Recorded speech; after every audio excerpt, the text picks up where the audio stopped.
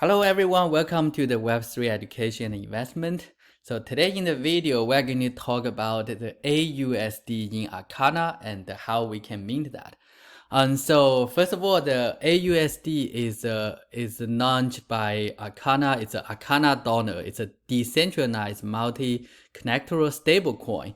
So we all know about the stablecoin, the USDC, USDT. So what's the important thing about the stablecoin? For example, USDC, you have some like USD as a backup. Like if I have minted one USDC, I know there will be a $1 US there, right? So that's why we said this is a stable coin. However, here the aUSD, they use the collateral assets they use is a DOT and LC DOT. So this is a little bit different than the US dollar backup. So there will be risk here. For example, if I want to mint one aUSD, ideally like one DOT, let's say the price today is $20, I can mint 20 aUSD.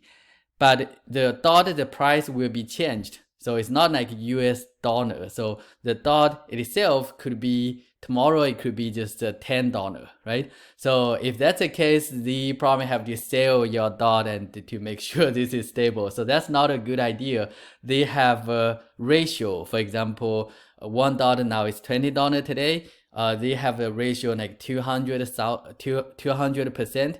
Then one DOT you can mint maybe 10 aUSD.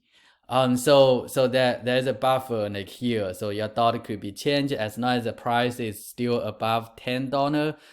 You should be good, right? So that's a backup the system generally they have.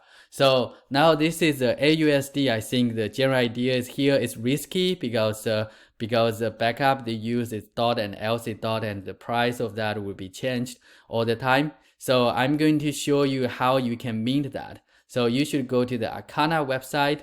Now you go to the bridge. You need to first get some DOT to Acala. So this time I'm going to put, so let's say I would just put maybe 2 DOT. So as I said, this aUSD is very risky. So I would imagine like I could really lose all of those DOTs there. So that's $40 from today. And so once I transfer that, so this is one way. Again, like you cannot get it back until the XCM is functioning. So you can actually see that. So I just deposit another 3 DOTs here. So overall I get 5 DOTs. And now I can choose the DOT as the collateral, and I click next, and then you can see the price of the DOT is now close to 20, and then the ratio. So I can get maybe 2 of them, 2 DOT, and I can mint the minimum I can have. Okay, so the maximum is 2.5. Let's say 2.5, and then I can mint 20. I can mint 20. So you can see like overall like I have 5 DOTs, right? And I just use 2.5 DOTs, and okay, I can put all 5 of them. Let's put all 5 of them as a collateral, and I'm going to mint maybe 20, just minimum required to mint. Okay, so the minimum is 20 aUSD. So I think it's quite safe because I put more than like $20 here, right? I put 5 DOTs, that's $100 already. So I just go ahead to mint that, and then it will just help me to mint 20, and the ratio is quite high because I want to be safe. So I will just confirm. And so when I'm waiting, I would like to thank all of you at the comments, especially those who give a very good comment. That some of the video you said it should be short.